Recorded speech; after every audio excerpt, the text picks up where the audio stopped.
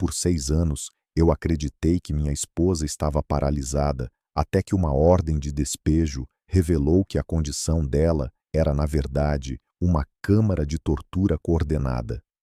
24 horas depois, a mulher supostamente paralisada estava andando. Minha irmã estava algemada e eu segurava um filho perdido que eles mantinham em uma jaula. Esta é uma história sobre a violência que se desencadeia quando você percebe que sua vida inteira foi uma mentira fabricada pela sua própria família. Antes de eu revelar o segredo sombrio que encontrei naquela cabana, me diga nos comentários de onde você está assistindo e, por favor, se inscreva se você acredita que o amor de um pai é a força mais perigosa da Terra. Se você me pedisse para descrever minha existência antes daquela terça-feira, eu diria que era um mecanismo de pura devoção. O despertador não precisava tocar, porque meu corpo já conhecia o ritmo. Acordei antes do sol com as costas rígidas de dormir na poltrona, gasta ao lado da cama hospitalar dela. A primeira coisa que fiz foi olhar para ela. Bom dia, meu amor, sussurrei. Hoje é terça-feira, então temos a rotina completa de banho. Era nosso 10º aniversário de casamento, mas o quarto parecia uma unidade de terapia intensiva. Minha vida havia se tornado uma série de listas e cronômetros. Keisha precisava de água aquecida a uma temperatura exata para evitar chocar sua pele sensível. Estendi as toalhas mais macias e o sabonete neutro que cheirava levemente a lavanda. Preparei a bacia portátil ao lado da cama hospitalar que dominava nossa pequena sala de estar. Tudo tinha que estar perfeito antes que eu a tocasse. Vamos tirar esse pijama, eu disse suavemente. Com as mãos gentis de um homem que aprendeu enfermagem por necessidade, deslizei o tecido de seu corpo imóvel. Keisha tinha sido a bailarina principal do balé da cidade antes do acidente. Ela era uma mulher de poder e graça que podia saltar pelo palco como se a gravidade fosse apenas uma sugestão. Agora ela estava reduzida a essa quietude cruel, pois um motorista bêbado em uma caminhonete havia furado o sinal vermelho 6 anos atrás. Eu estava trabalhando em turno duplo no armazém quando aconteceu. Nunca me perdoei por não estar lá para puxá-la de volta da calçada. Apoiei o pescoço dela exatamente como as enfermeiras haviam me ensinado anos atrás. Com o tempo, aprendi a fazer isso melhor do que elas. Aprendi a movê-la sem causar hematomas e a preservar a dignidade dela enquanto lavava seu corpo. Você sabe que dia é hoje? Perguntei, enquanto passava a esponja em seu braço. Faz 10 anos que estivemos naquele altar, você se lembra da música? Eu conversava com ela constantemente. Os médicos disseram que mesmo em seu estado de encarceramento, ela poderia me ouvir, então tínhamos um sistema. Uma piscada para sim, 2 piscadas para não era nossa tábua de salvação. Naquela manhã, enquanto eu secava o cabelo dela, notei uma sombra em seus olhos. Você está com dor? Perguntei. Pisque uma vez para sim. Ela deu 2 piscadas lentas e deliberadas. Não era dor, mas seus olhos dispararam em direção à porta. Você está preocupada com as visitas, adivinhei. Estávamos esperando a família dela mais tarde naquela tarde, mas as batidas na porta vieram mais cedo. Não foi uma batida educada, foi o baque pesado e autoritário de pessoas que sentiam que eram donas do lugar. Respirei fundo e cobri Keisha com um cobertor limpo. Já volto, querida, prometi. Quando abri a porta da frente, a umidade da cidade invadiu a sala, junto com o cheiro de colônia cara. Era Marcos, o primo de Keisha, e Brenda, a irmã mais velha dela, e eles entraram sem esperar convite. Marcos usava um terno que custava mais que meu carro, e olhou para nossa sala apertada com aberto desgosto. Brenda estava checando o celular e mal olhou para mim. Isaia, você está com uma aparência terrível, Marcos disse enquanto puxava um lenço para cobrir o nariz. Cheira a hospital aqui dentro, podemos falar em particular, ou você vai nos fazer isso na frente dela. Ela é minha esposa, e esta é a casa dela. Eu disse, ficando entre eles e a cama. Diga o que tem a dizer, Marcos. Ele se aproximou e eu vi o brilho de seu relógio de ouro. Estamos aqui para falar sobre o fundo fiduciário de legado. O tio Raymond deixou esse dinheiro para o benefício da queixa, não para você brincar de médico. Olhe para você, Isaiah. Você está desperdiçando sua vida, você não passa de um enfermeiro de luxo. O dinheiro é usado exatamente como o pai dela pretendia. Respondi mantendo minha voz firme.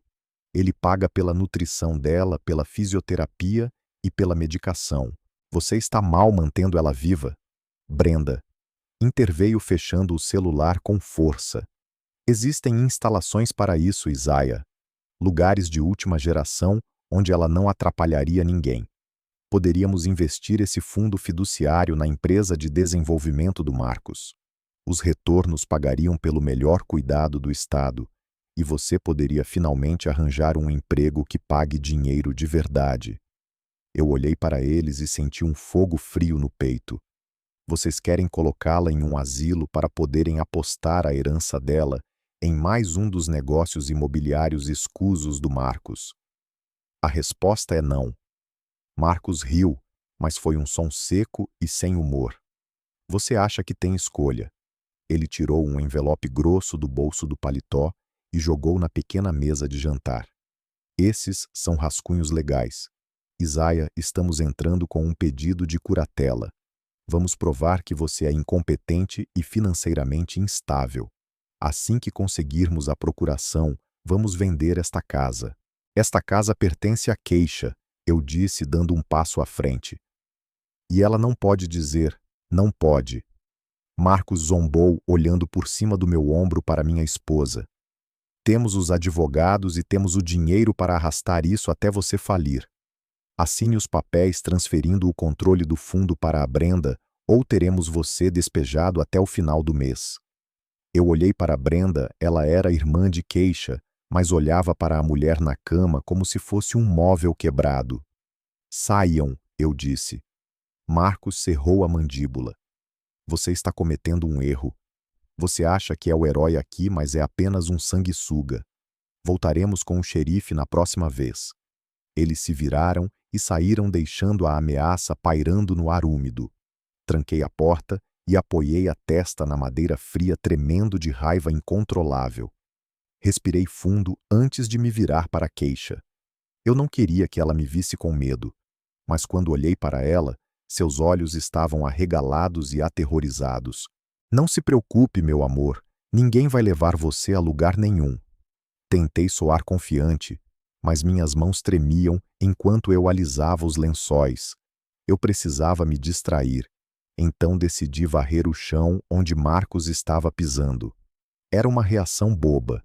Eu sei, mas eu sentia que precisava esfregar a presença suja deles para fora da nossa casa. Abaixei-me perto do pé da cama para pegar um fiapo e foi aí que eu vi. Uma pequena garrafa de plástico laranja tinha rolado para baixo da estrutura de metal. Estava presa contra a trava da roda meio escondida pela saia da cama. Franzi a testa porque eu conhecia cada objeto naquele quarto. Eu conhecia cada pílula, cada curativo e cada pomada. Mantinha um diário médico mais grosso que uma bíblia, e nada entrava no corpo de queixa sem que eu anotasse. Estendi a mão para baixo da cama e peguei a garrafa. Parecia fria na minha mão. Levantei-me e segurei-a sob a luz. O rótulo estava parcialmente rasgado e o nome do paciente tinha sido raspado com uma chave ou uma moeda. O nome da medicação estava visível, mas era uma longa sequência química que eu não reconhecia. Definitivamente, não era o relaxante muscular que o Dr. Banks havia prescrito para os espasmos dela. Queixa, eu disse virando para ela. Você sabe o que é isso? A reação dela parou meu coração. Seus olhos se arregalaram e suas pupilas dilataram.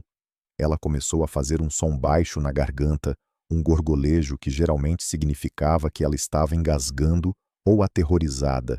Calma, meu amor, eu disse correndo para o lado dela.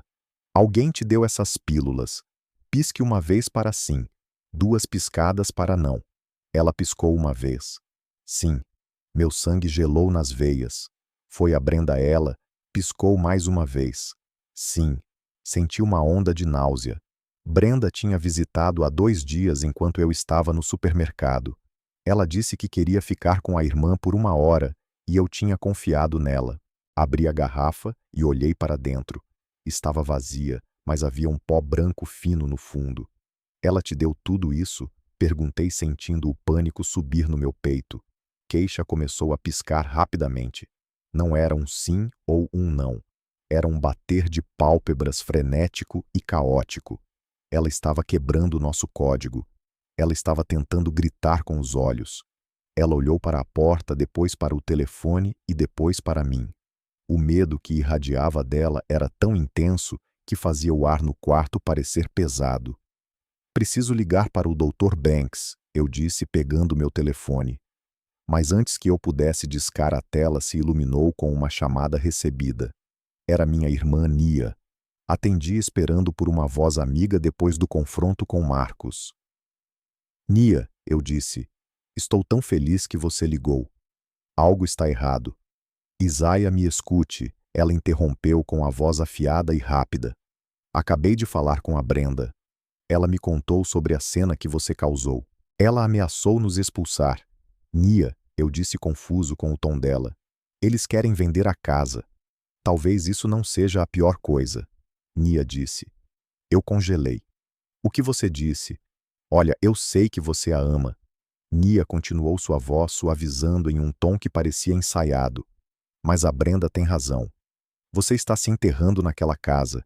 Encontrei um folheto para a instalação que eles mencionaram. Chama-se Cedar Grove. É muito bom, Isaia. Eles têm jardins e enfermeiras 24 horas. Você poderia finalmente ter sua vida de volta. Você poderia procurar um emprego de verdade. Talvez pudéssemos até tirar férias como costumávamos fazer. Ouvi minha própria irmã, a mulher que tinha me ajudado a trocar os lençóis de queixa no começo, e senti o chão sumir sob meus pés. Ela estava usando exatamente as mesmas palavras de Marcos. Ter a vida de volta. Um emprego de verdade. Eles te prometeram alguma coisa? Perguntei com a voz quase num sussurro. O que não seja louco? Nia gaguejou.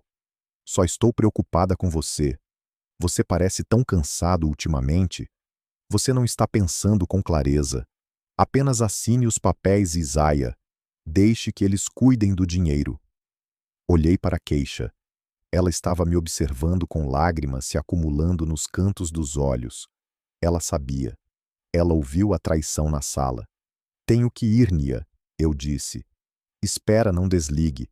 Se você lutar contra eles, você vai perder. Marcos conhece pessoas. Apenas faça o que eles dizem. Encerrei a chamada e joguei o telefone no sofá. O silêncio na sala era ensurdecedor. Minha própria irmã estava do lado deles. Todo mundo estava de repente pressionando pela mesma coisa. Eles queriam queixa fora. Eles queriam a casa vendida. E eles queriam o controle do dinheiro. Olhei para a garrafa laranja na minha mão. Brenda a tinha drogado. Nia estava me pressionando. Marcos estava ameaçando com ação legal. Não era uma coincidência. Era um ataque coordenado. Não vou esperar pela consulta na semana que vem, eu disse para a queixa. Peguei minhas chaves e a bolsa de emergência que eu sempre mantinha pronta perto da porta. Vamos para o hospital agora mesmo e não vamos para aquele do nosso bairro.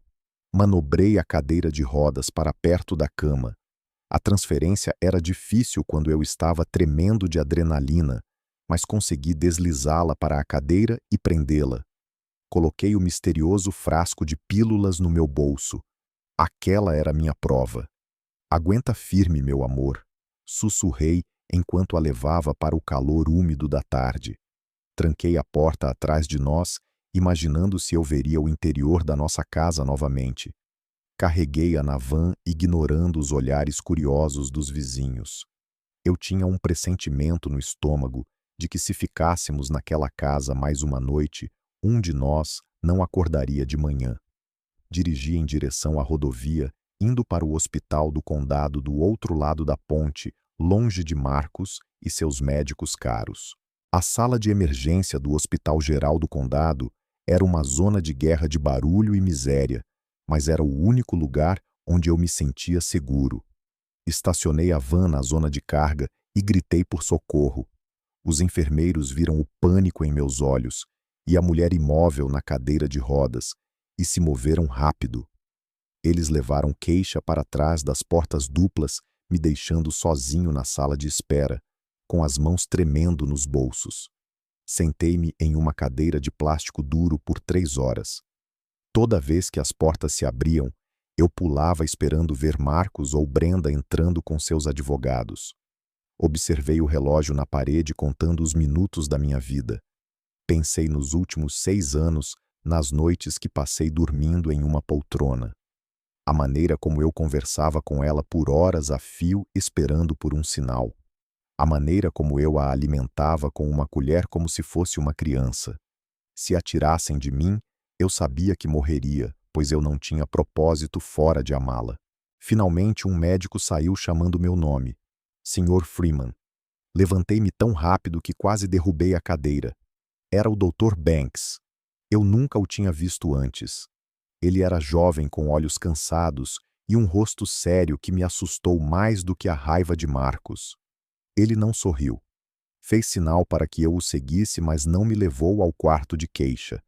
Ele me levou para um pequeno escritório no final do corredor e fechou a porta.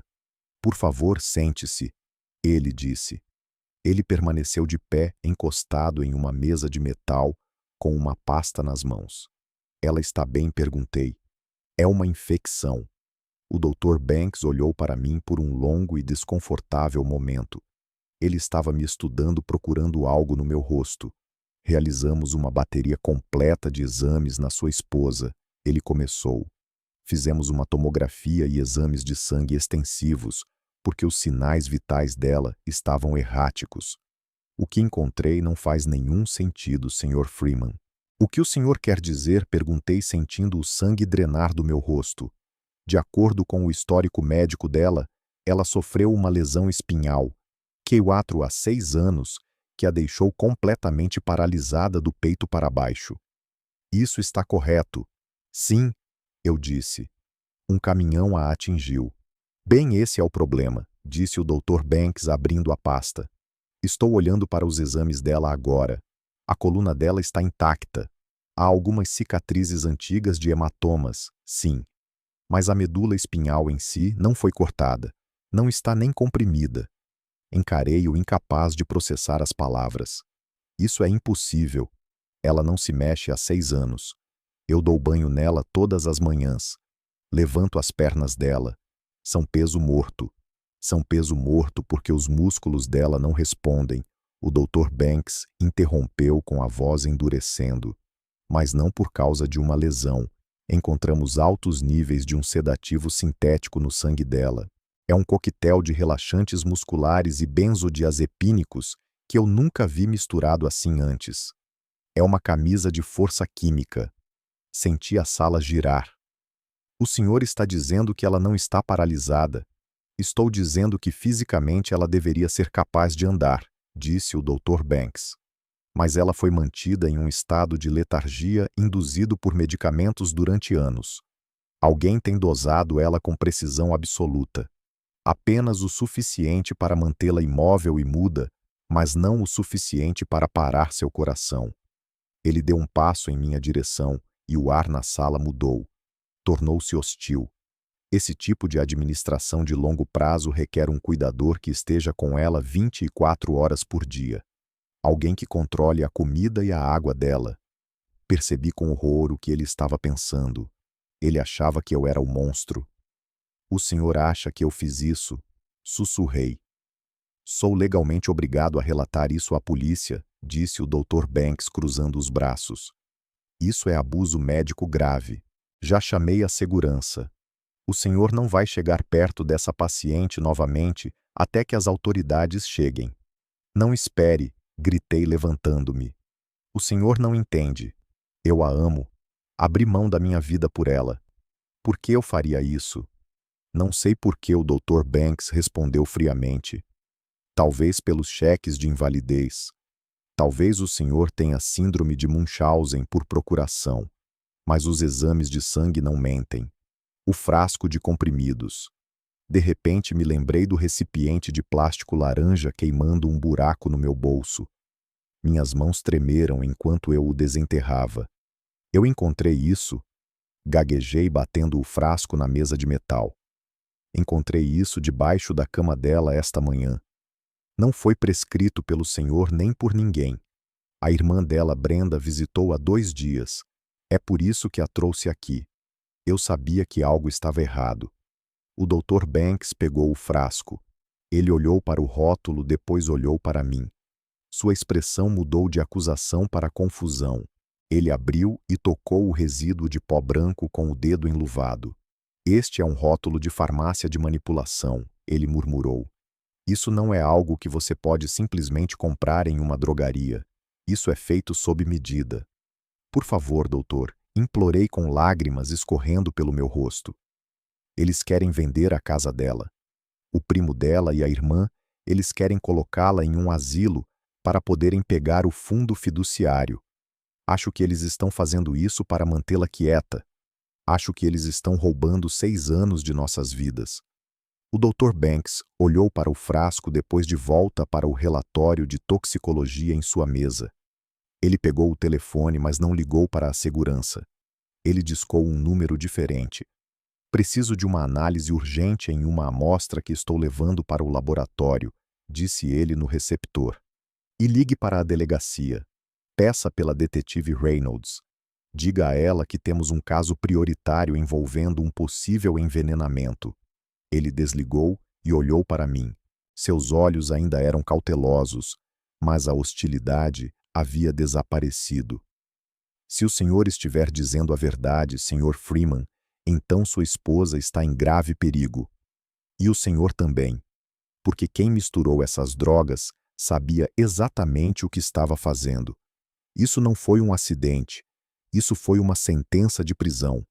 A detetive Reynolds não se parecia com os policiais da televisão. Ela era uma mulher pequena com traços afilados e um terno que parecia uma armadura. Ela entrou no pequeno escritório e colocou um gravador na mesa de metal entre nós. O Dr. Banks ficou no canto como uma sentinela silenciosa, observando o desenrolar dos fatos.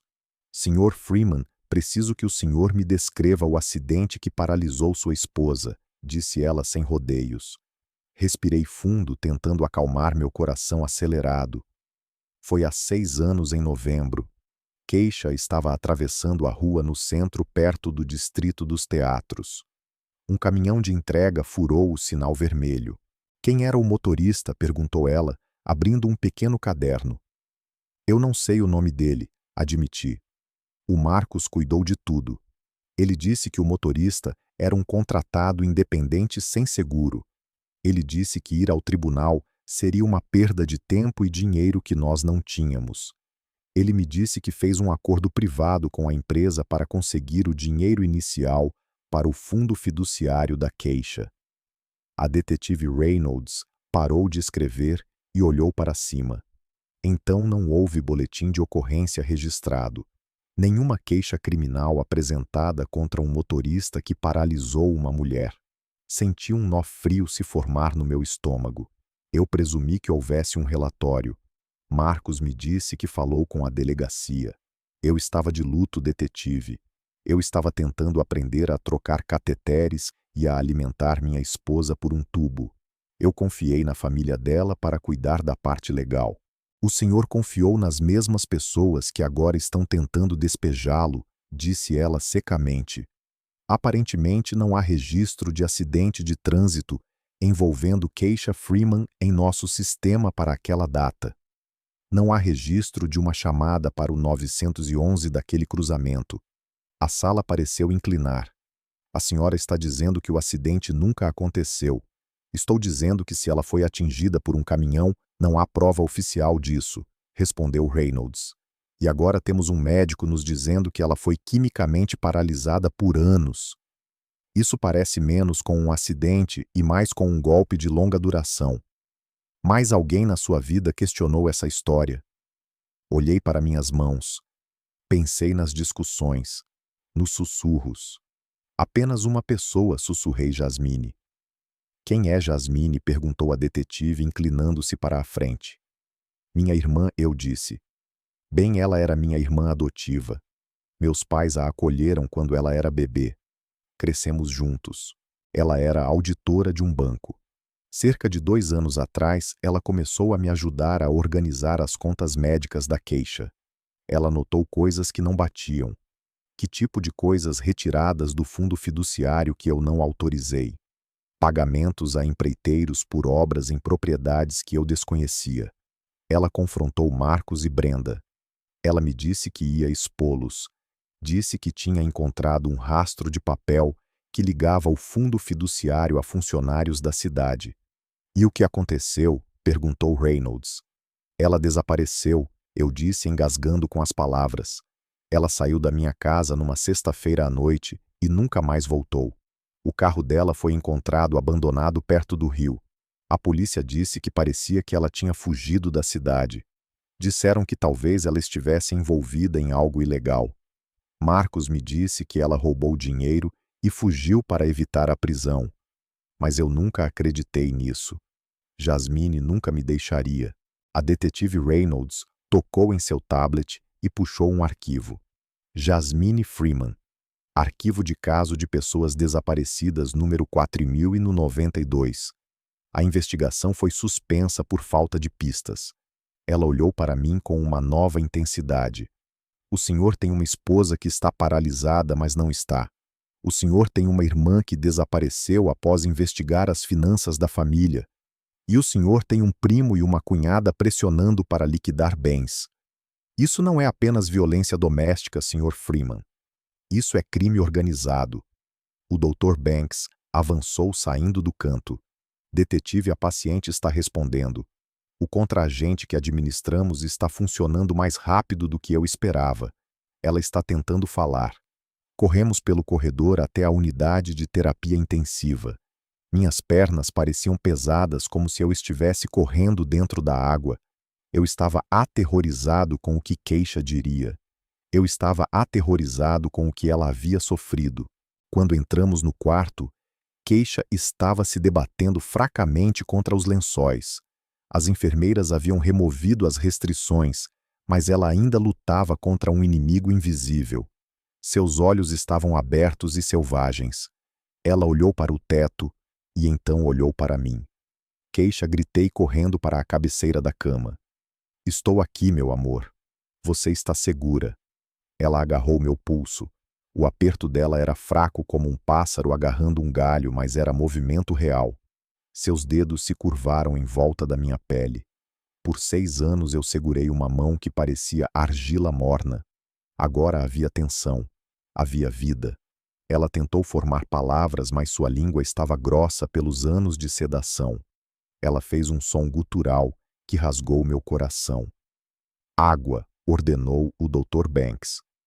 Uma enfermeira segurou um copo com um canudo em seus lábios. Keisha tomou um pequeno gole e tossiu. Ela olhou além de mim para a detetive Reynolds e depois fixou os olhos nos meus. O terror neles era absoluto. Ela me puxou para mais perto. Seus lábios se moviam lentamente, formando formas que eu lutava para ler. Inclinei meu ouvido até a boca dela. O que foi, querida? Perguntei. Me diga. A voz dela era um coachar seco e rouco que soava como folhas sendo arrastadas no asfalto. Era o primeiro som que ela fazia em 2000 dias. Corra, ela chiou. Recuei confuso. Correr para onde não você, ela engasgou, forçando o ar dos pulmões. Corra, eles estão vindo. Ela não estava me dizendo para correr. Ela estava me avisando. Ela apertou minha mão com força desesperada. O arquivo, ela sussurrou. Debaixo da cama. Nia. Eu congelei. Nia. Minha irmã. Aquela que me disse para colocá-la em um asilo. Aquela que ficava no nosso quarto de hóspedes, sempre que estava na cidade. Quarto de hóspedes. Keisha engasgou. Debaixo da cama. Corra, Isaiah. A detetive Reynolds interveio. O que ela está dizendo, Sr. Freeman? Ela está dizendo que há algo debaixo da cama no nosso quarto de hóspedes. Eu disse com a voz trêmula. No quarto onde minha irmã Nia fica. Ela está dizendo que precisamos chegar lá antes deles. Reynolds agarrou o rádio. Precisamos de uma viatura na residência dos Freeman imediatamente. Possível proteção de evidências. Ela olhou para mim. O senhor vem comigo. Se sua irmã está envolvida, precisamos encontrar o que ela está escondendo antes que a família perceba que sabemos a verdade. Olhei para Keisha uma última vez. Eu prometo que vou voltar, eu disse. Ela piscou uma vez. Sim. A viagem de volta para minha casa parecia um cortejo fúnebre para a vida que eu costumava conhecer. Eu estava sentado no banco de trás da viatura policial descaracterizada, vendo as ruas familiares passarem. A loja da esquina onde eu comprava o suco favorito da Keisha, o parque onde costumávamos caminhar antes que o mundo acabasse. Tudo parecia igual, mas eu estava olhando através dos olhos de um homem que vivia uma mentira há 6 anos. A detetive Reynolds dirigia em silêncio com os olhos examinando os espelhos, atenta a uma perseguição que felizmente não existia. Quando entramos na garagem, a casa parecia inocente. A luz da varanda que eu tinha consertado na semana passada estava piscando, lançando longas sombras dançantes contra o revestimento. Era uma casa humilde, a única coisa de valor que restava para Keisha e eu, e ainda assim havia se tornado o centro de uma conspiração que eu ainda não conseguia compreender totalmente. Fique atrás de mim, ordenou Reynolds, enquanto destravava sua arma, movendo-se com a graça fluida de um predador. Eu a segui escada acima com as chaves tilintando na minha mão trêmula. Destranquei a porta, e o som da fechadura deslizando para trás ecoou como um tiro na noite silenciosa. A casa cheirava a alvejante e doença antiga, o cheiro da minha luta diária. Passamos pelo espaço vazio na sala de estar, onde ficava a cama da Keisha. O vazio daquele espaço me atingiu no peito. Sem ela ali, a casa era apenas uma coleção de madeira e gesso. Limpe o térreo, sussurrou Reynolds. Verificamos a cozinha e o pequeno banheiro, mas não havia nada. A casa estava vazia. Fomos para o quarto de hóspedes no final do corredor. Este era o quarto que Nia usava sempre que vinha à cidade. Ela sempre insistia em manter a porta trancada, alegando que precisava de privacidade para chamadas de trabalho. Eu nunca tinha questionado isso porque ela era minha irmã e estava me ajudando a navegar pelo pesadelo dos cuidados com a Keisha. Agora eu percebia que aquela tranca não era para privacidade, era para segurança. Abri a porta. O quarto cheirava ao perfume pesado de gardênia da Nia, um cheiro enjoativo que de repente me deu vontade de vomitar. A cama estava arrumada com a colcha bem esticada. Keisha disse debaixo da cama. Eu disse para a detetive. Fiquei de 4 no chão enquanto os coelhos de poeira dançavam no feixe da lanterna de Reynolds. Estendi a mão para a escuridão, meus dedos roçando o tapete, até atingirem algo duro e frio. Era um estojo rígido de plástico preto do tipo usado para equipamentos de câmera caros ou armas de fogo. Puxei-o para fora e arrastei-o para o centro do quarto. Estava trancado com um cadeado pesado. "O senhor tem a chave?" perguntou Reynolds. "Não", eu disse. "Eu nunca vi isso antes." Reynolds não hesitou. Ela foi até a garagem e voltou com um par de alicates de corte que eu usava para a cerca de arame. Com um estalo agudo, a fechadura cedeu e abri a tampa, e o conteúdo derramou os segredos da minha família. Havia pilhas de dinheiro, maços de notas de $100 enrolados em elásticos. Devia haver pelo menos $50.000, mas meus olhos passaram pelo dinheiro indo direto para uma pequena bolsa de veludo enfiada no canto. Eu conhecia aquela bolsa, era de veludo azul com um cordão dourado. Peguei-a com dedos trêmulos e despejei o conteúdo na palma da minha mão e uma pulseira de prata deslizou para fora. Tinha uma pequena torre Eiffel e um coração com as iniciais J e I, Jasmine e Isaia. Eu tinha dado isso para Jasmine no seu 25º aniversário, 3 meses antes de ela desaparecer, e ela nunca tirava. Ela dizia que era seu amuleto da sorte. Vê-lo ali no esconderijo da Nia foi como um soco na garganta. Ela está com isso, engasguei. A Nia tem a pulseira da Jasmine. Isso significa que ela sabe. Ela sabe o que aconteceu com ela. Continue procurando, disse Reynolds, embora sua voz fosse suave com simpatia. Ao lado do dinheiro havia um telefone descartável barato. Estava desligado, então apertei o botão lateral rezando para que tivesse carga. A tela piscou, ganhando vida o ícone da bateria, mostrando vermelho mais funcional, e não havia senha. Deslizei a tela e abri a galeria. Eu esperava ver mensagens de texto ou talvez contatos. Eu não esperava o horror que me encarou de volta. A primeira foto era de Jasmine. Ela estava sentada em um colchão sujo, em um quarto com painéis de madeira. Suas mãos estavam amarradas com abraçadeiras plásticas na frente dela. Ela parecia mais magra, com as maçãs do rosto afiadas contra a pele, e havia um hematoma em sua testa. Mas seus olhos estavam abertos. Oh, Deus! Sussurrei. Passei para a próxima foto, Jasmine novamente segurando um jornal. Dei zoom na data. O jornal era de ontem. Ela está viva, gritei, deixando cair o telefone no tapete. Ela está viva. Reynolds pegou o telefone e rolou pelas imagens, e sua máscara profissional rachou, revelando puro desgosto. Estas são fotos de prova de vida, disse ela. Os sequestradores usam isso para provar a quem paga o resgate que a mercadoria ainda está intacta. Para quem eles estão enviando? Perguntei com minha mente acelerada. Reynolds verificou a pasta de enviados. Havia apenas um número listado, salvo sob o nome O Arquiteto. Eles estão enviando para o Marcos, disse Reynolds sombriamente. Seu primo está pagando sua irmã para manter sua irmã adotiva em uma jaula.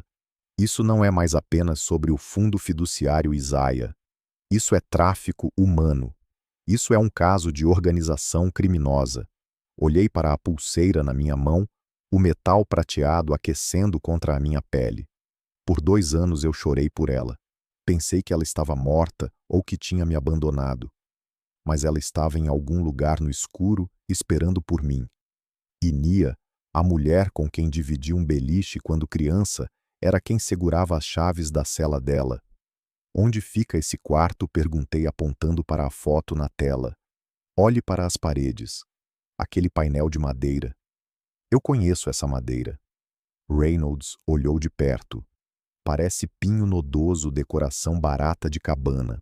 É o pavilhão de caça, eu disse com a memória emergindo como um tubarão de águas profundas.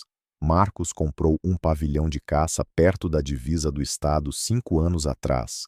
Ele se gabou disso no churrasco da família, disse que era totalmente isolado, sem vizinhos por quilômetros. Ele chamava de sua fortaleza da solidão. Agarrei o braço da detetive. É lá que eles a estão mantendo. Eu sei exatamente onde fica. Reynolds levantou-se e guardou a arma. Faça uma mala, Sr. Freeman. O senhor não vai ficar aqui esta noite. Se a Nia voltar e descobrir que este estojo sumiu, ela saberá que estamos atrás dela. Vamos para um esconderijo e depois vamos buscar sua irmã. Enquanto saíamos do quarto de hóspedes, olhei para a cama uma última vez. O cheiro de gardênia ainda pairava no ar, mas agora não cheirava a perfume, cheirava a podridão. Cheirava a decadência de uma família que decidiu que o dinheiro valia mais do que o sangue. Apertei a pulseira de prata no meu punho, até o metal morder minha palma. Eu precisava da dor para focar, precisava da dor para me lembrar de que isso era real e que a guerra tinha apenas começado. Voltamos ao hospital sob o manto da escuridão.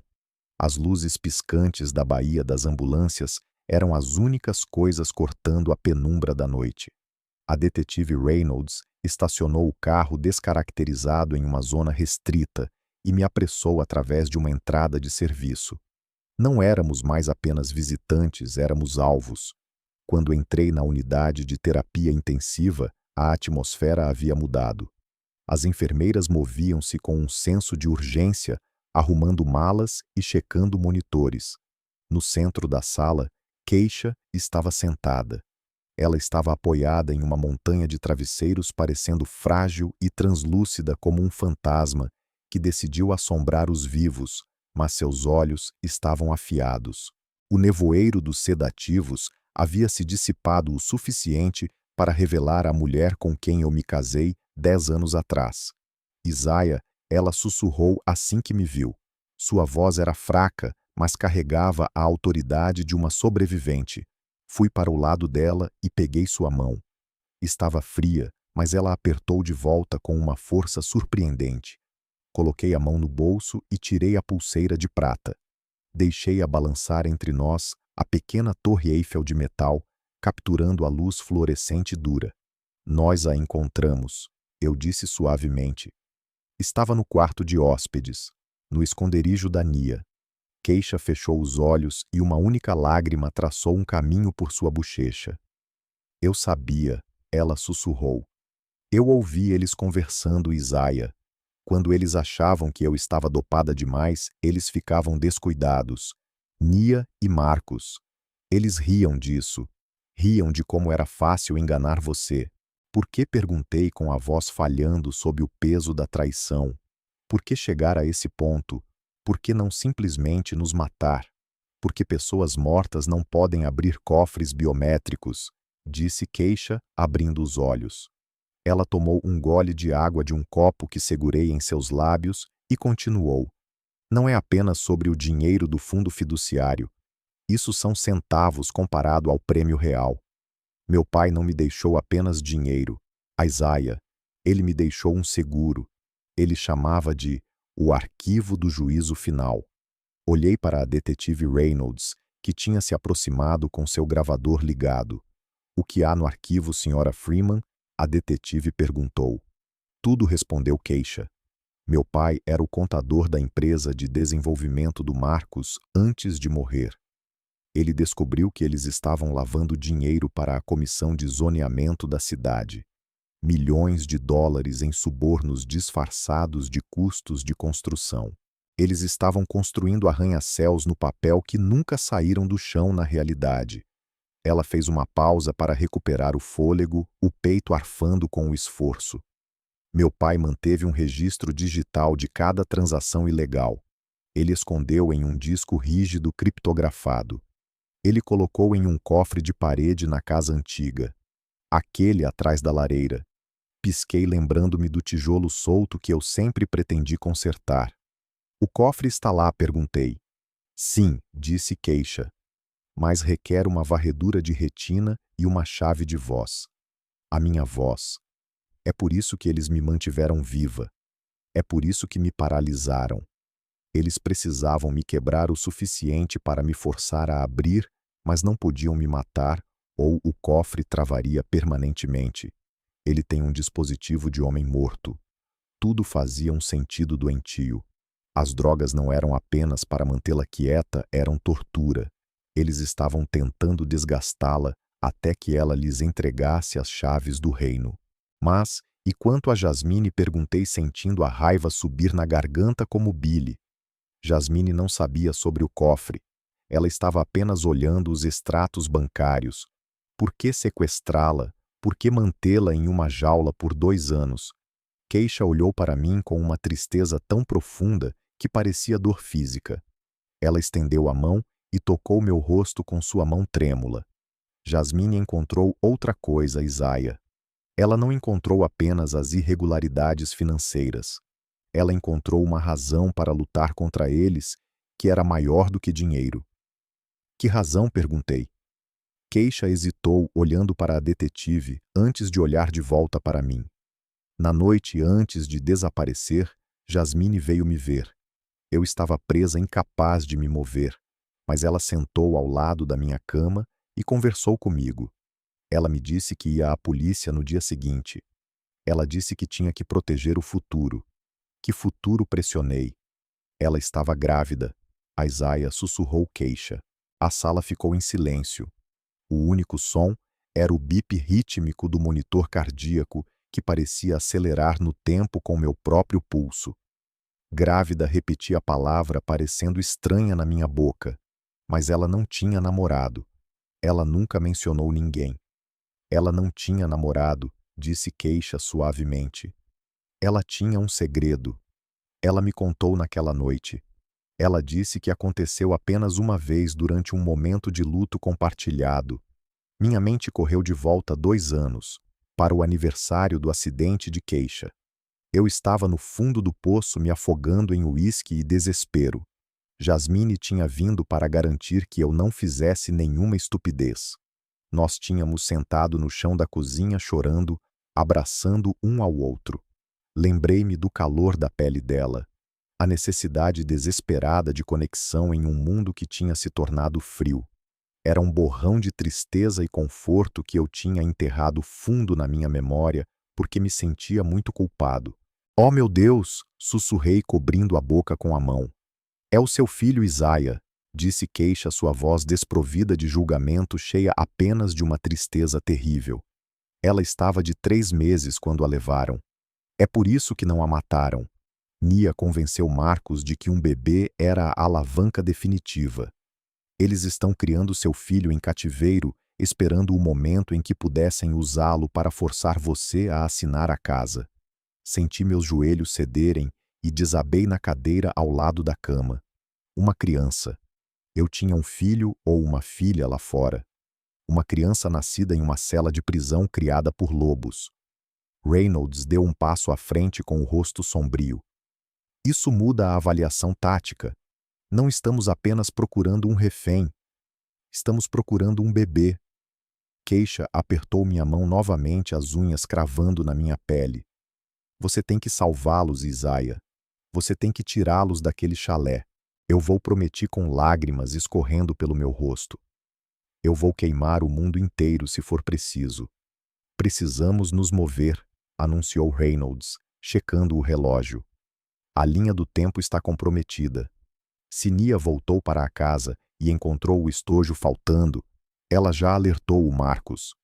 Eles vão mover os reféns ou virão atrás de nós para silenciar o vazamento. Reynolds tocou no fone de ouvido. Comando aqui é Reynolds.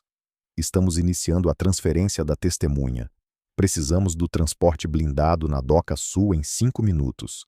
Estamos queimando a localização. Levantei-me, enxugando as lágrimas do rosto. O choque estava desaparecendo, substituído por uma resolução fria e dura. Eu não era mais apenas um marido. Eu era um pai. E as pessoas que machucaram minha família iriam pagar. Você consegue viajar? Perguntei a Keisha. Ela assentiu, travando a mandíbula. Eu me arrastaria se precisasse. Me tire desta cama, Isaia. Ajudei as enfermeiras a levantá-la para uma maca. Ela estava tão leve, seu corpo definhado por anos de atrofia, mas seu espírito estava pesado de vingança.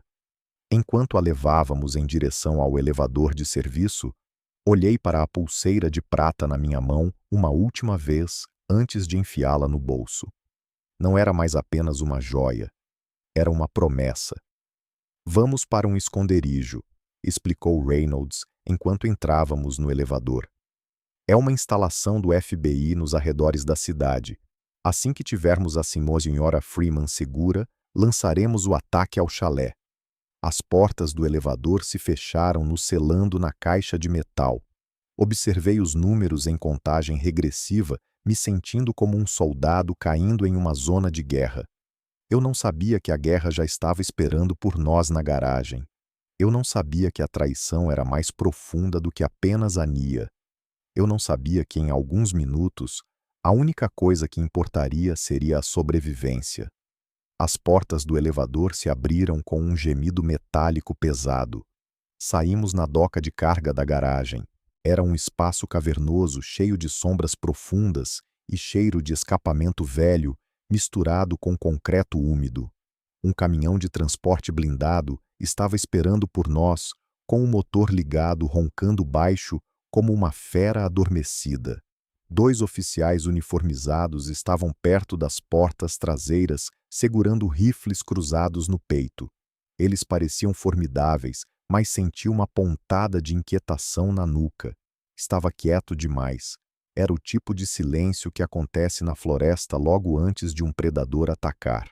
Vamos nessa, pessoal. Reynolds latiu. Ela agarrou a frente da maca e puxou enquanto eu empurrava por trás. As rodas chacoalharam alto no chão de concreto e o som ecoou nas paredes, me fazendo estremecer. Estávamos na metade do caminho para o caminhão quando o mundo explodiu. Um SUV preto cantou pneu na esquina, derrapando de lado com fumaça saindo dos pneus. Ele bateu na viatura da polícia, bloqueando nossa saída. E antes que eu pudesse processar a colisão, as portas laterais do SUV se abriram. 3 homens pularam para fora vestidos de preto tático. Eles não gritaram, nem deram ordens. Eles apenas ergueram suas armas e abriram fogo. "Abaixe-se!" gritou Reynolds, me empurrando com força. Caí no concreto frio, arrastando a maca comigo. O ar se encheu com o estalo ensurdecedor de tiros e o som de balas mastigando a lateral de metal do caminhão de transporte.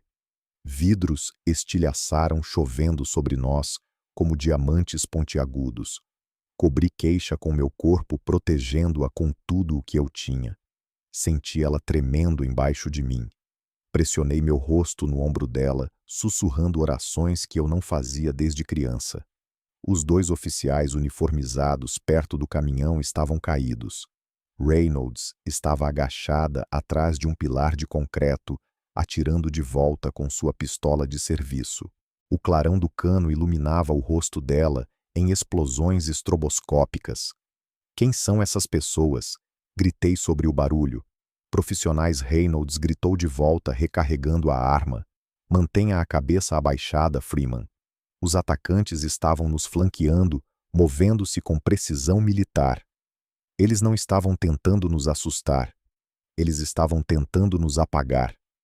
Levantei minha cabeça apenas 1 centímetro, tentando ver se havia uma saída. Foi quando vi o segundo veículo. Era um sedã de luxo estacionado nas sombras, perto da rampa para o nível da rua. A janela traseira desceu lentamente. Eu esperava ver o Marcos. Eu esperava ver um chefe da máfia sem rosto. Mas o rosto que olhou para a carnificina era o rosto com o qual eu cresci. Era a Nia. Ela não estava encolhida de medo. Ela estava debruçada para fora da janela, gritando ordens para os atiradores. "Flanqueiem pela direita", ela gritou, apontando diretamente para onde Reynolds estava encurralada. "Não deixem que cheguem à van." Encarei-a, incapaz de respirar. Aquela era minha irmãzinha, a menina que eu ensinei a andar de bicicleta, a mulher que chorou no meu casamento e segurou minha mão no funeral da nossa mãe. Ela olhou para mim através do caos e por um segundo nossos olhos se encontraram. Eu não vi arrependimento, eu não vi hesitação, eu vi cálculo frio. Ela olhou para mim como se eu fosse um item em uma planilha que precisava ser deletado. "Acabem com eles", Nia gritou. Um dos atiradores virou o rifle na minha direção. Vi o clarão do cano. Senti o calor da bala enquanto ela faiscava no concreto a centímetros da minha cabeça, enviando poeira de cimento para os meus olhos. Apertei minhas pálpebras esperando o fim. Mas então, uma sirene soou ao longe. O som de reforços se aproximando ficou mais alto, ecoando pela rampa. Os atiradores hesitaram. Eles olharam para o sedã em busca de instruções. "Abortar." Nia gritou, batendo a mão na moldura da porta. "Estamos comprometidos. Vamos." Os atiradores recuaram, disparando fogo de supressão enquanto corriam de volta para o SUV. Os motores rugiram e os pneus guincharam enquanto ambos os veículos aceleravam em direção à rampa de saída, deixando para trás uma nuvem de fumaça azul acre. Fiquei deitado ali no silêncio que se seguiu, ouvindo meu próprio coração martelando contra as costelas. Reynolds estava gritando no rádio pedindo médicos e reforços. Lentamente me levantei. Minhas mãos estavam arranhadas e sangrando. Meus ouvidos zumbiam tanto que eu mal conseguia ouvir. "Keisha?", perguntei olhando para minha esposa. Ela estava pálida, mas seus olhos estavam abertos e ferozes. "Estou bem", ela sussurrou.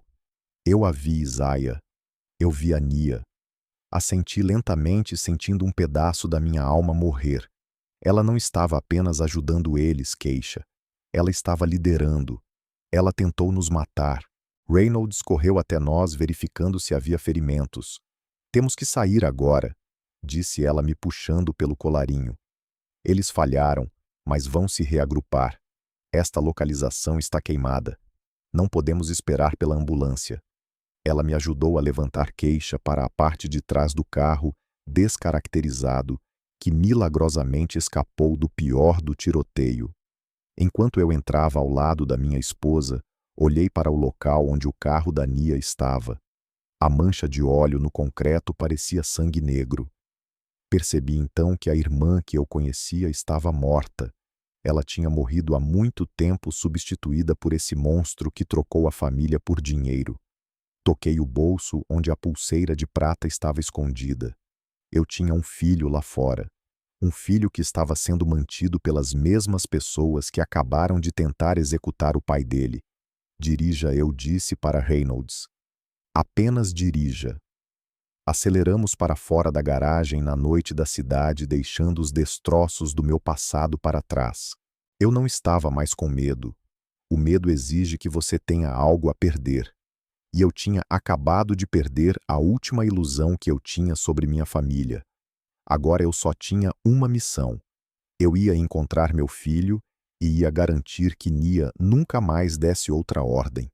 O esconderijo era um bloco de concreto feio situado no meio de um parque industrial que parecia abandonado. Não havia placas na porta e nenhuma janela voltada para a rua. A detetive Reynolds digitou um código em um teclado e a pesada porta de aço zumbiu abrindo-se. Entramos em um corredor estéril que cheirava a café velho e toner de impressora. Não era um lar, era um bunker. Paramédicos esperavam por nós e desceram sobre Keisha como um bando de pássaros brancos, verificando seus sinais vitais e limpando os cortes do vidro que havia se estilhaçado no caminhão de transporte.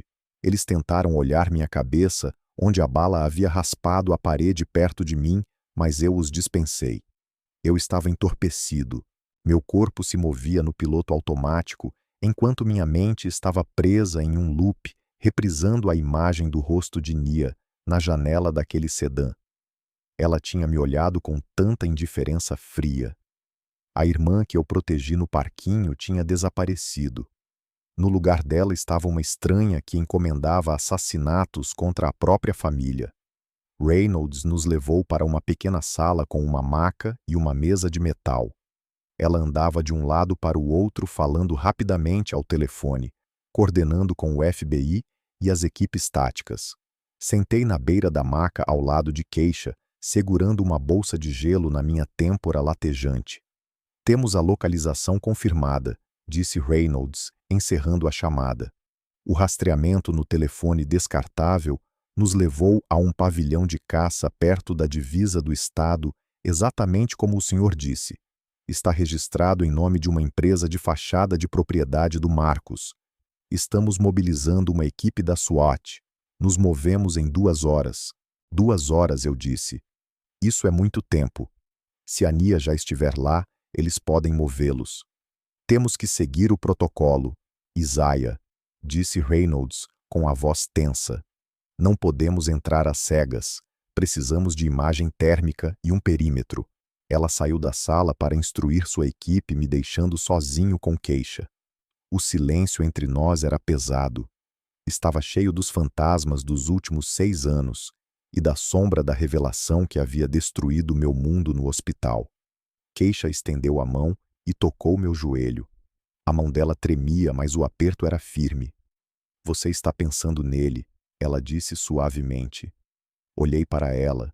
Seus olhos estavam cheios de uma mistura de dor e compaixão que partiu meu coração. É verdade, Keisha, perguntei com a voz quase num sussurro. O menino é realmente meu. Ela assentiu devagar. Jasmine me contou tudo na noite antes de desaparecer. Ela me contou sobre o aniversário do acidente.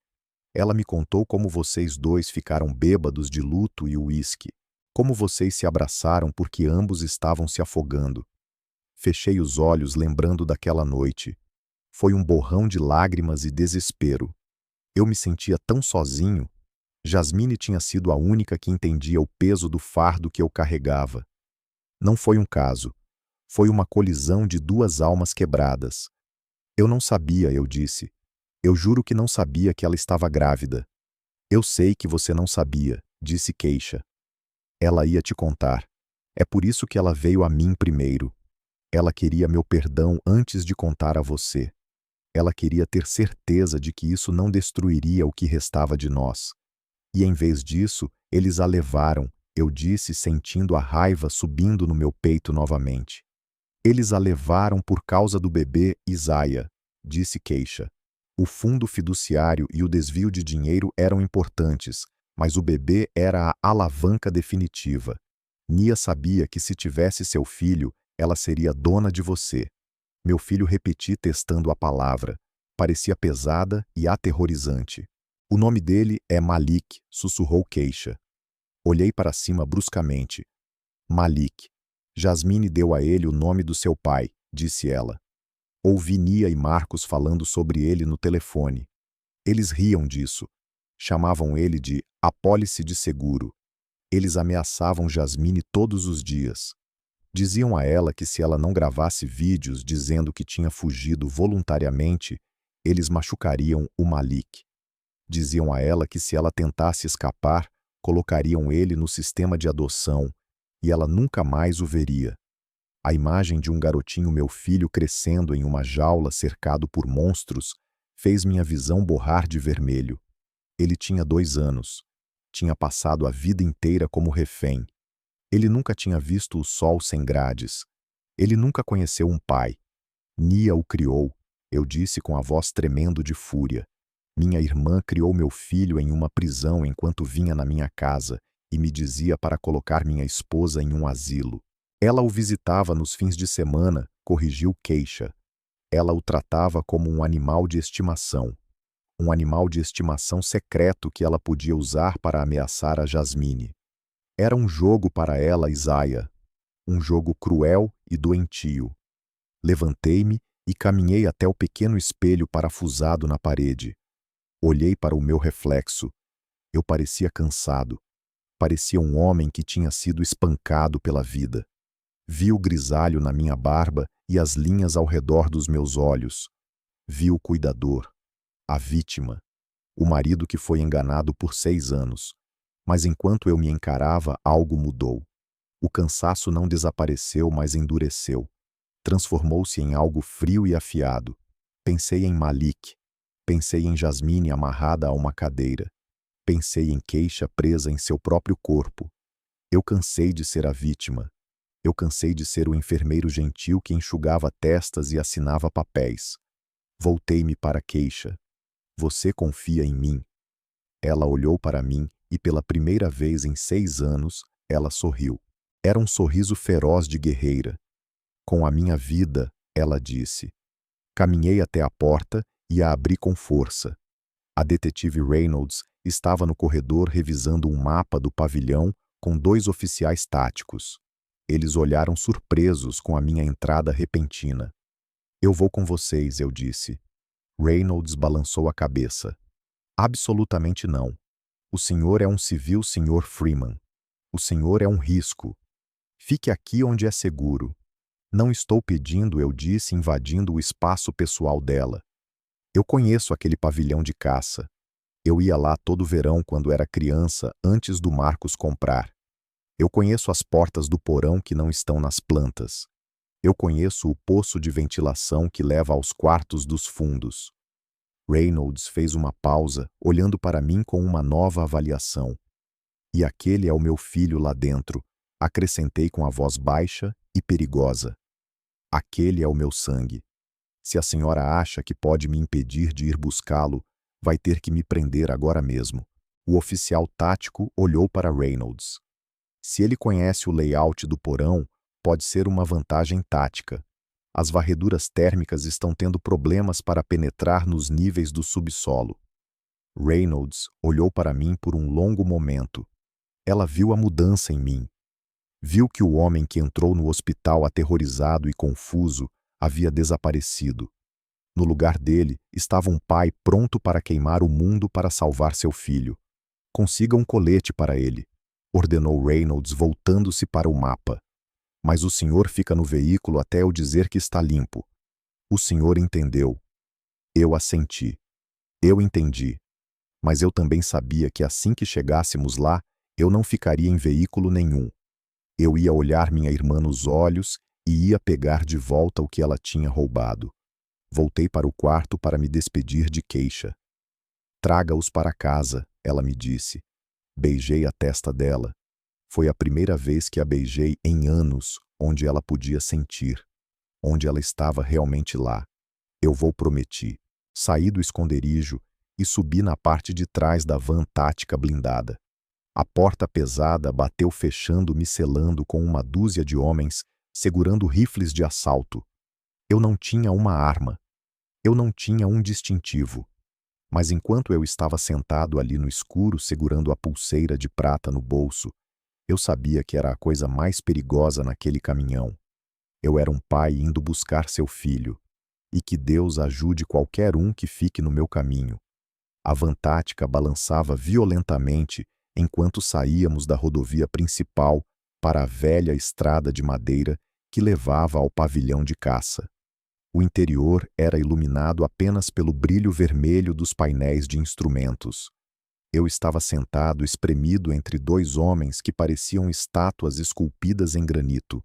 Eles checavam suas armas com um clique metálico rítmico que soava como um relógio contando os segundos da minha vida. Ajeitei o colete à prova de balas que Reynolds tinha me dado. Ele parecia pesado e rígido contra o meu peito. Foi projetado para parar chumbo, mas eu me perguntava se poderia parar a dor no coração se chegássemos tarde demais. Paramos a cerca de 1,5 km da divisa da propriedade. As portas traseiras se abriram, e o ar frio da noite entrou correndo, cheirando a agulhas de pinheiro e terra úmida. Saí para a escuridão, e a floresta estava silenciosa. Era o tipo de silêncio profundo que engole o som e a luz. Reynolds já estava de pé, perto do capô do veículo de comando, olhando para a tela de um tablet. A luz azul iluminava as linhas de preocupação em sua testa.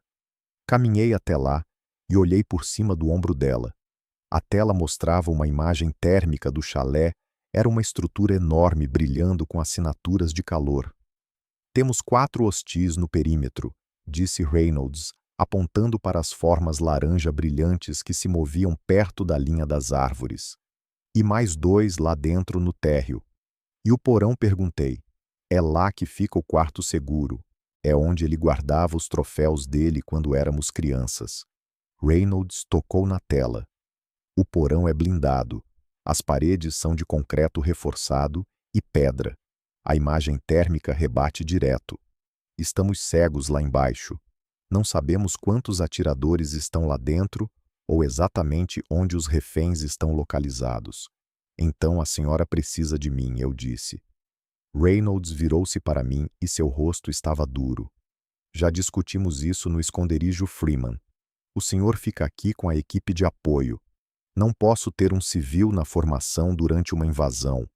O senhor vai atrapalhar ou vai acabar morto. Eu não vou ficar aqui, eu disse, mantendo minha voz baixa, mas firme. A senhora disse que o porão é um ponto cego. Se sua equipe entrar pela porta da frente, o barulho alertará quem estiver guardando as celas. Eles terão tempo para usar os reféns como escudos. Ou pior, eles vão executá-los antes mesmo que vocês desçam as escadas. E o que o senhor propõe? Perguntou ela cruzando os braços. Apontei para o lado norte da imagem térmica, onde a assinatura de calor era mais fraca. Tem uma calha de carvão bem aqui.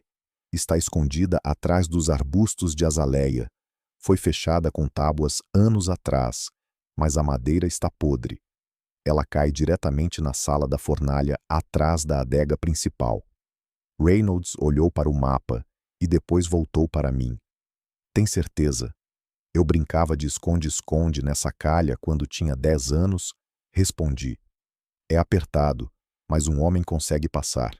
Se a senhora enviar uma equipe por esse caminho, eles podem flanquear os guardas por trás. Podem garantir os reféns enquanto sua força principal atinge a porta da frente.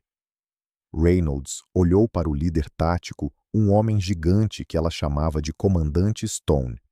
Stone assentiu lentamente. A informação é boa. Uma entrada em duas frentes divide a atenção deles. Isso nos dá o elemento surpresa no porão. Prepare-se então, disse Stone. Mas vamos mandar 2 dos meus homens descerem a calha primeiro. Você os segue. Você não entra em combate a menos que seja atacado.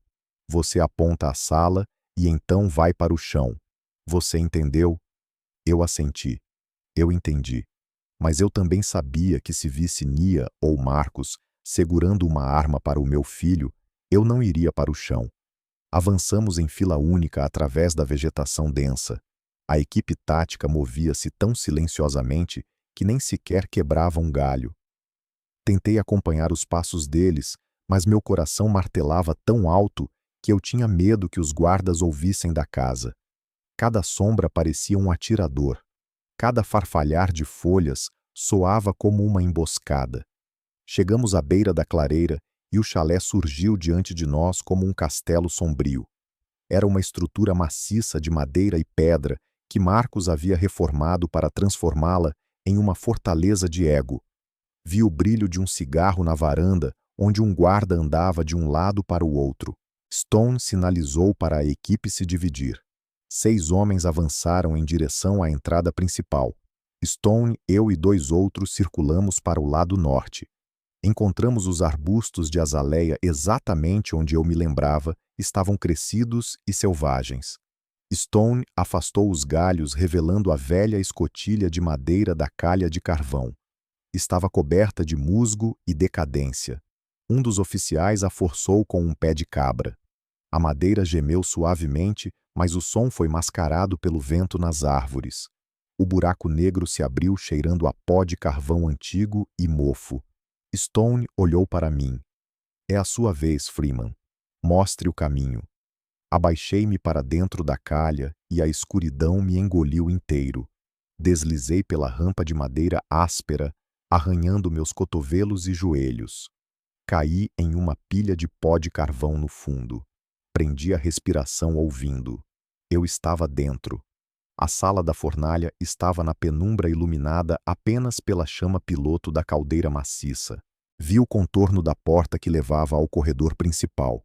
Sinalizei para Stone que tinha descido atrás de mim. Ele ergueu o rifle e assentiu. Rastejamos em direção à porta.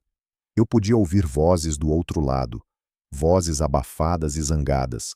Reconheci uma delas instantaneamente. Era Marcos. E então ouvi um som que fez meu sangue congelar nas veias. Era o choro agudo e aterrorizado de uma criança. Malik. Minha mão foi para o bolso do colete agarrando a pulseira de prata. Olhei para Stone e apontei para a porta. Ele tocou no fone de ouvido dando o comando para a equipe do lado de fora. Invasão em 3, ele sussurrou. 2, 1. A contagem chegou a 0 e o mundo acima de nós se desintegrou em trovões. As granadas de concussão detonaram no andar principal, sacudindo a poeira das vigas do teto do porão. Parecia que o céu estava caindo. As tábuas do assoalho gemiam e estalavam sob o peso da equipe tática, arrombando a porta da frente. Vai! Gritou Stone, chutando a porta da sala da fornalha. Invadimos o corredor do porão. Era estreito e revestido de pedra úmido com a umidade. Um guarda estava na outra ponta, perto de uma pesada porta de carvalho. Ele segurava uma submetralhadora, mas olhava para o teto distraído pelo caos lá em cima. Aquele erro custou a vida dele. Stone disparou 2 tiros. Foram sopros silenciosos de seu rifle com silenciador. O guarda desabou no chão sem emitir um som. Limpar à esquerda, Stone ordenou à sua equipe. Mas eu não fui para a esquerda. O choro tinha parado, substituído por um silêncio aterrorizante. Olhei para a direita, para a porta aberta do que costumava ser a sala de jogos. Lá dentro, eu o vi. Marcos. Ele estava parado ao lado de uma lata de lixo de metal que ardia em chamas. Ele estava freneticamente jogando documentos no fogo. Seu rosto estava coberto de suor e seu terno italiano caro estava amarrotado. Ele parecia um rato preso em um navio em chamas. Ele ouviu nossos passos e girou. Quando me viu, seus olhos se arregalaram em choque genuíno. Ele deixou cair a pilha de papéis que segurava. Isaiah, ele gaguejou. Ele olhou para a mesa ao lado dele. Uma pistola preta estava em cima de um livro-razão e a mão dele se contraiu em direção a ela. Eu não pensei. Eu não esperei pelo Stone ou pela polícia. A raiva que vinha crescendo em mim por 6 anos explodiu. Foi uma onda vermelha e quente que abafou o medo. Eu me lancei através da sala. Marcos se jogou para pegar a arma, mas eu o atingi como um trem de carga. Meu ombro cravou no peito dele e nós dois voamos para trás. Batemos em uma estante de livros enviando troféus e vidros estilhaçados para o chão. O impacto tirou meu fôlego, mas eu não senti. Subi em cima dele. Marcos estava gritando algo, mas eu não conseguia ouvir palavras. Eu só ouvia os anos de mentiras. Eu ouvia o som da cadeira de rodas da queixa. Eu ouvia o silêncio da minha casa vazia. Ele arranhou meu rosto, as unhas cavando minha pele. Ele era macio. Cheirava a uísque escocês e medo. Agarrei-o pelas lapelas do paletó e bati com ele de volta nos cacos de vidro espalhados. Isso é por ela, eu rugi. Eu o soquei. Senti o nariz dele estalar sob meus nós dos dedos. Não foi uma luta limpa. Foi feio. Foi a violência desesperada de um homem que tinha perdido tudo. Me solta, seu bastardo maluco. Marcos cuspiu sangue. Eu posso te pagar. Posso te dar metade. Metade, gritei, puxando-o para cima novamente. Você tirou 6 anos. Você tirou as pernas da minha esposa. Você tirou minha irmã. Eu bati nele de novo. E de novo. Cada golpe era um recibo pela dor que ele havia causado. Pelas noites que dormia em uma poltrona. Pela humilhação de implorar dinheiro a ele para comprar mantimentos. Pela maneira como ele olhava para a queixa como se ela fosse um peso morto. Ele tentou me dar uma joelhada no estômago, mas eu estava movido à adrenalina. Prendi os braços dele no chão. Olhei para ele, respirando com dificuldade. Minhas mãos estavam cobertas com o sangue dele. Ele olhou para mim e, pela primeira vez desde que éramos crianças, eu não vi o empresário arrogante. Eu vi um covarde. Por favor, Isaiah, ele choramingou. Não foi ideia minha. Foi a Nia. Ela me obrigou a fazer isso. Você é um mentiroso, cuspi. Vocês são todos mentirosos. Ergui meu punho para acabar com aquilo. Eu queria machucá-lo. Eu queria fazê-lo sentir a paralisia que ele forçou em queixa. Eu queria acabar com ele ali mesmo no chão de seu castelo roubado.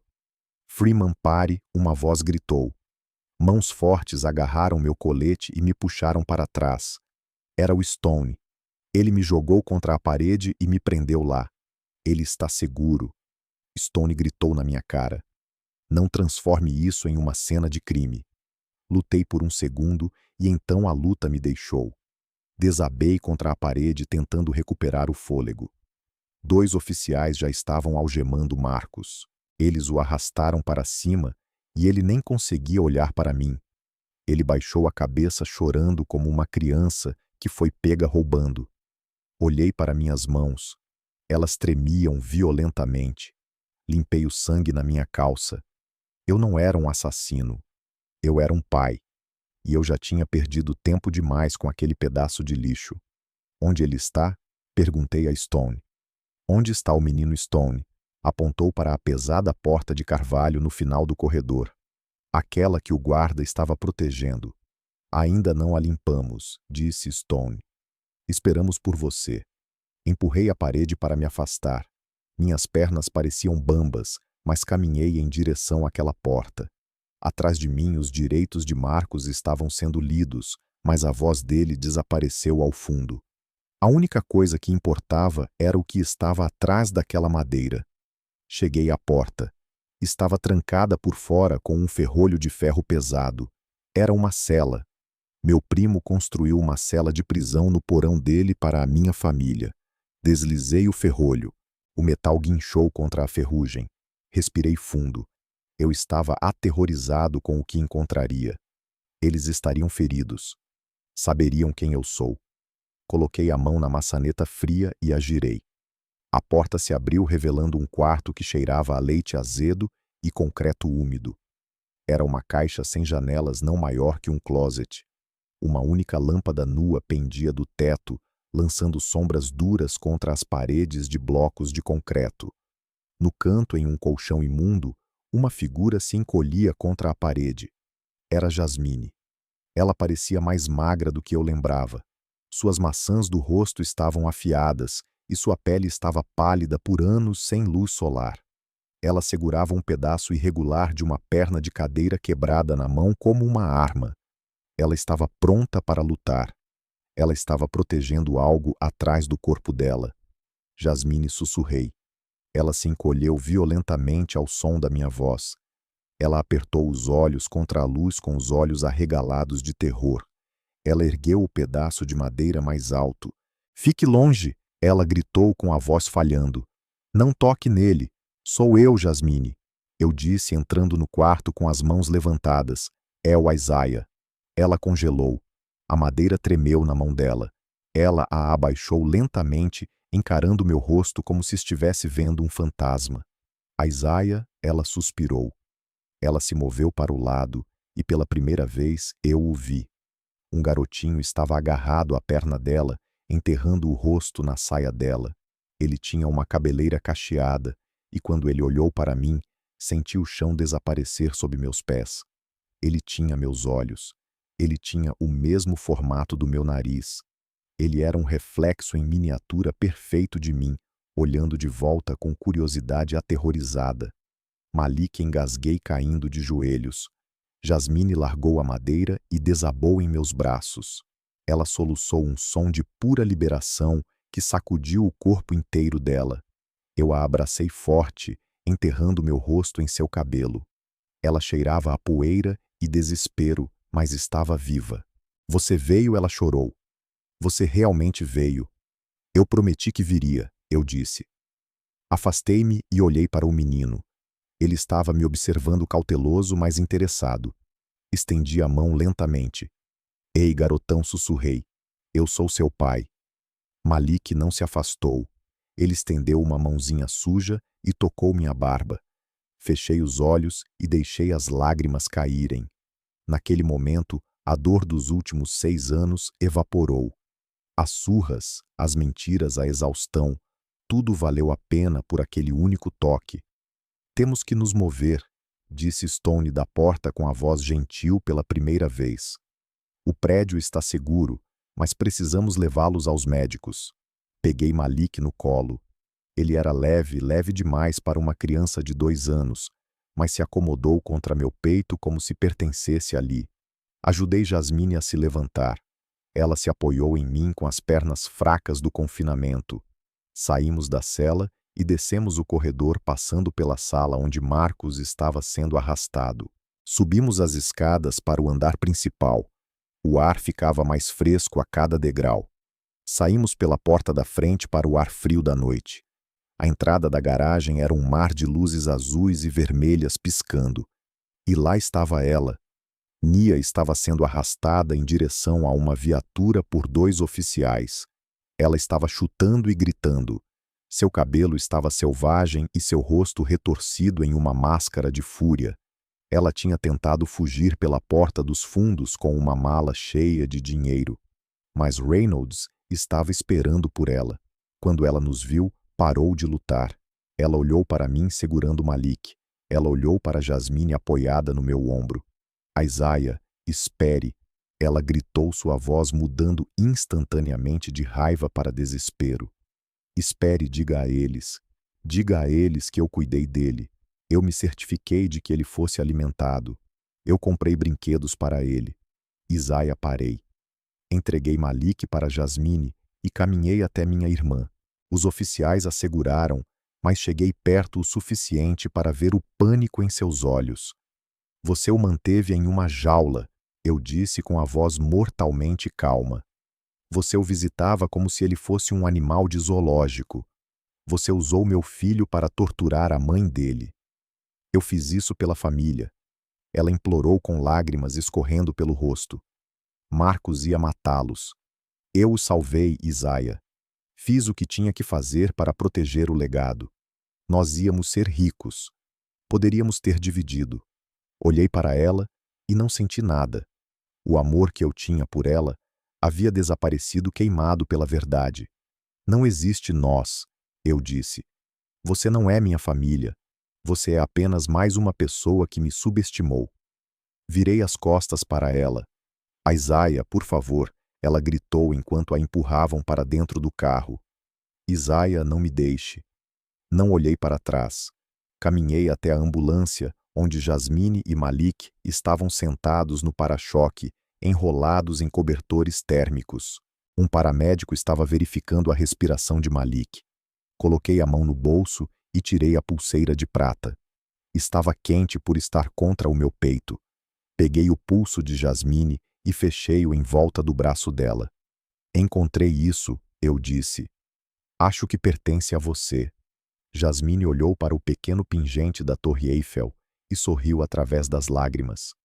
Eu nunca pensei que veria isso de novo. Ela sussurrou. Ou você. Sentei-me ao lado deles e coloquei meu braço em volta da minha família.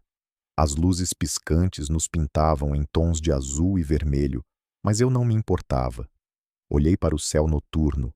Pela primeira vez em 6 anos, as estrelas pareciam brilhantes. Vamos para casa, eu disse. Malik olhou para mim e sorriu. Era um sorriso tímido e hesitante, mas quebrou o último gelo em volta do meu coração. Casa ele, repetiu suavemente, testando a palavra. Sim, filho, eu disse beijando o topo da cabeça dele. Casa. 3 dias depois voltamos para a casa que tinha sido minha prisão. Ainda estava isolada com fita amarela, mas a detetive Reynolds nos escoltou para dentro. Keisha estava em uma nova cadeira de rodas, mas desta vez ela estava sentada ereta.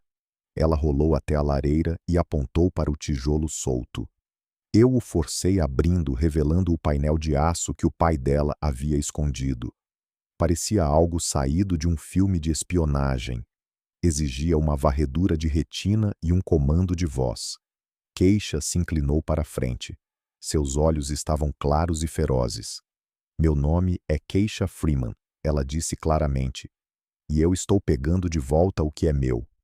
O cofre clicou e sibilou abrindo.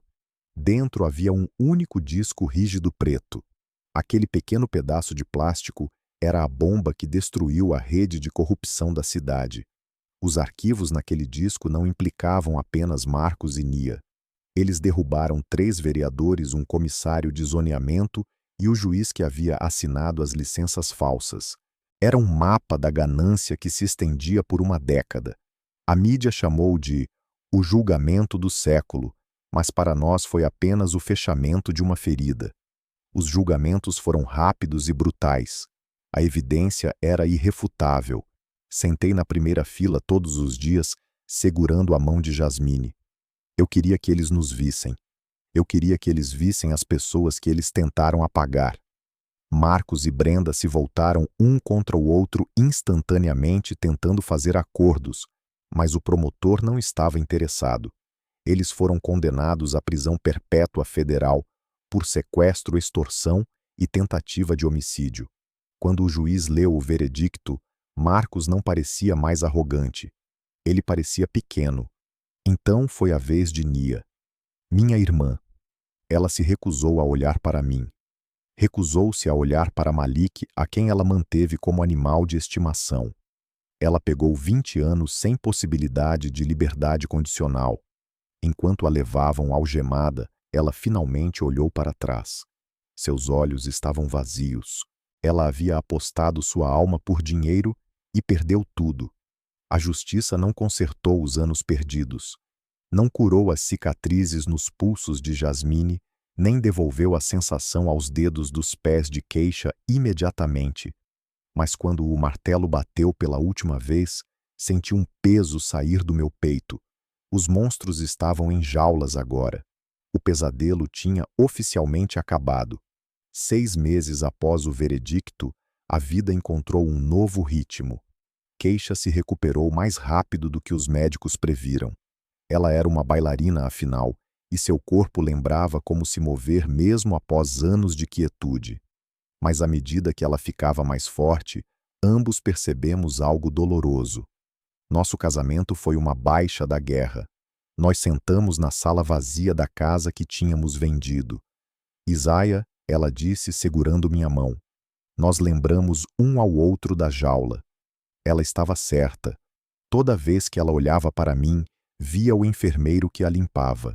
Toda vez que eu olhava para ela, via a vítima que falhei em proteger por tanto tempo.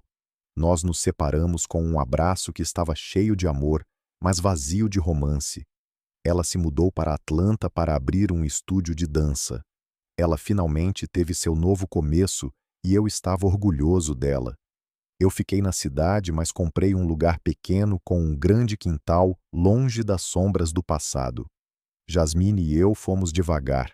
Estávamos construindo um relacionamento sobre a fundação de um trauma compartilhado e um lindo garotinho.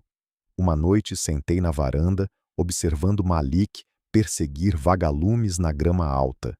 Jasmine sentou-se ao meu lado, descansando a cabeça no meu ombro. O sol estava se pondo, pintando o céu em tons de roxo e dourado.